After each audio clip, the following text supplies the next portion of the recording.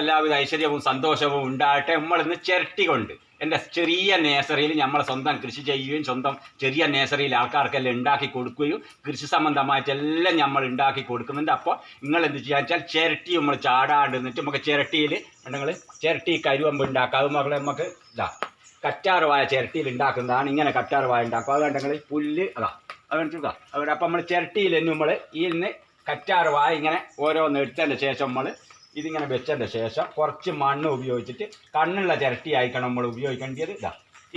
ഇങ്ങനെ എടുത്ത് ഇങ്ങനെ വെക്കുക.